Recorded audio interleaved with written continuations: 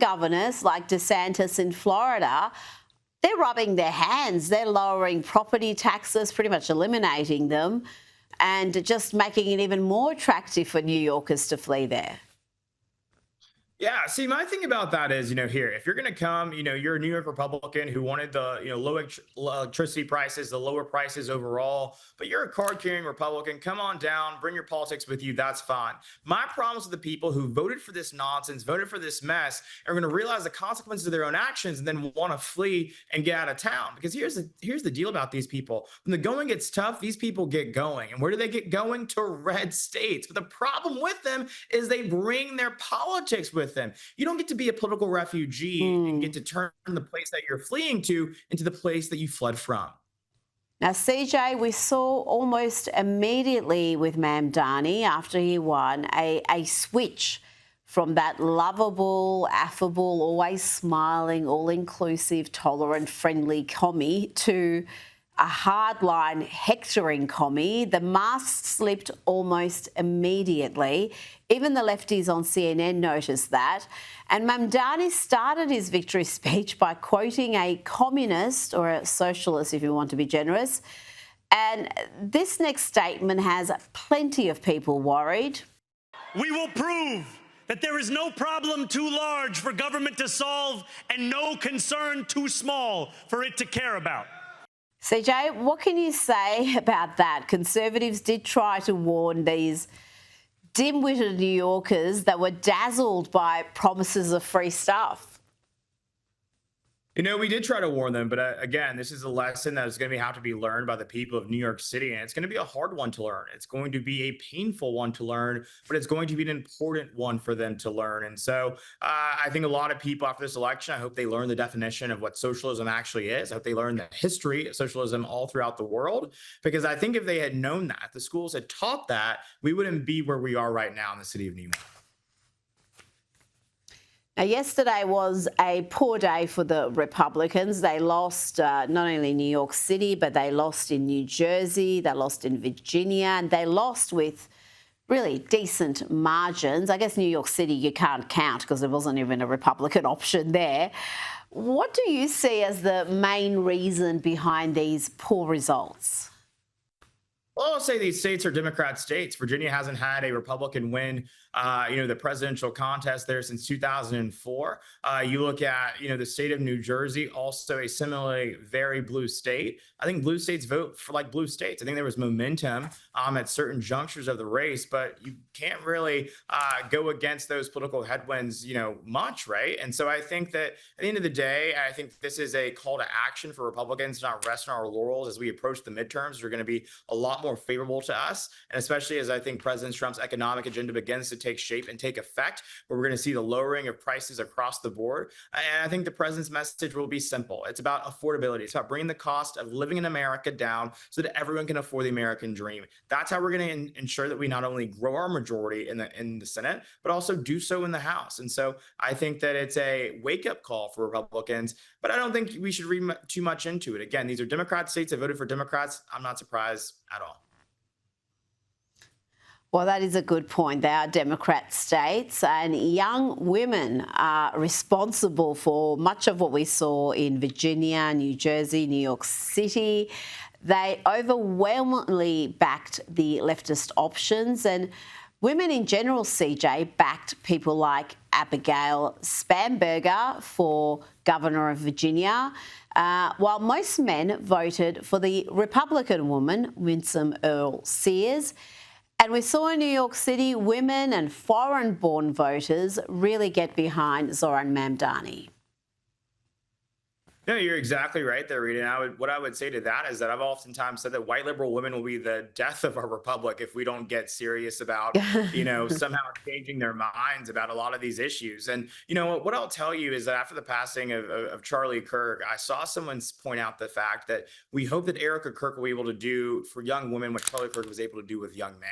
And I think that, if she's able to do that, I think that's how we right this ship. That's how we turn the tide to ensure that we can save this country, because it truly is unsettling what we're seeing among that demographic. And it's not too late now, but it may be in a few more election cycles. So we've got to do the work to reach them where they are.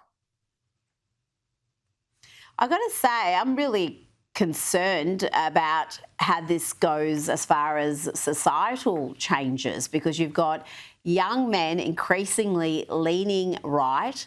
You've got young women leaning heavily left, so often radical left. How is that going to work? How are these people going to find lifelong partners and spouses when their values are so fundamentally different? Politics isn't everything, but we're talking about consequential issues here.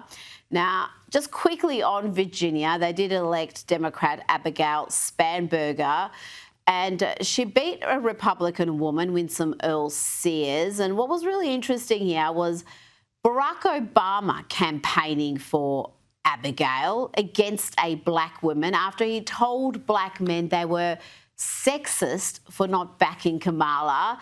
And incredibly, the NCAAP campaigned for that Democrat too. That's the National Association for the Advancement of Coloured People campaigning against a coloured woman.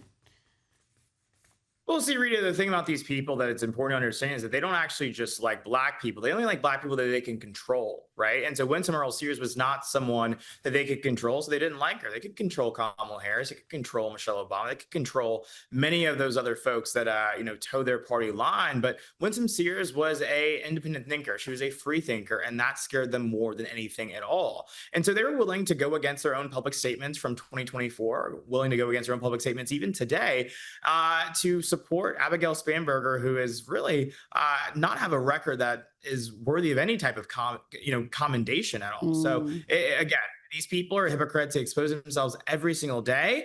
And I say this oftentimes, I think, when I'm with you, is that when someone shows who they are, believe them the first time. And the Democrats have shown us time and again who they are. And it's the most blatant and unapologetic hypocrites on the face of the earth.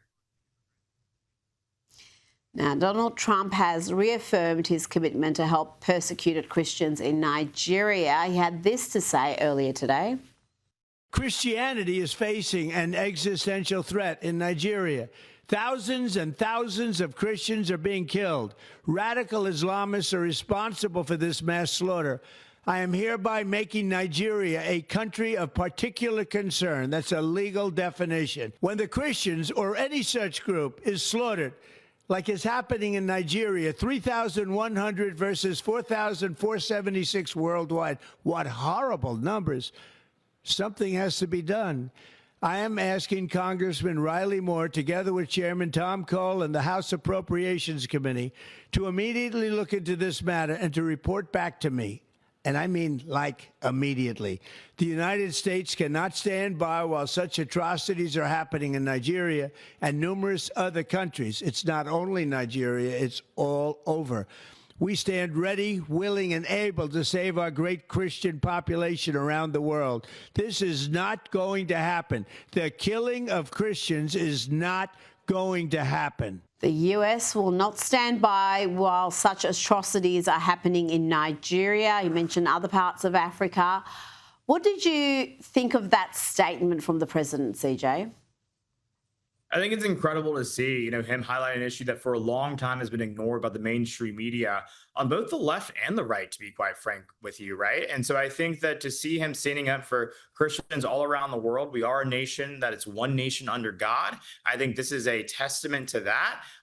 There is no reason that you should be, a subject of genocide simply because of your Christian faith in any corner of the world.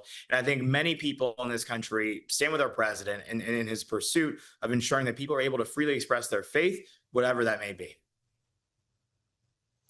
Now, CJ, The Guardian appears to be upset that Donald Trump has threatened Nigeria with a military strike for this persecution, for the slaughter of Christians. The Guardian claims the US president's remarks about alleged persecution of Christians is seemingly in response to pressure from his evangelical base. I mean, I would have thought it was over the slaughter of innocent Christians, including women and children.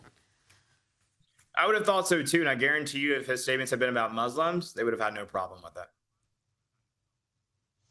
Well said, CJ Pearson. Thank you so much for your time tonight. Good to see you.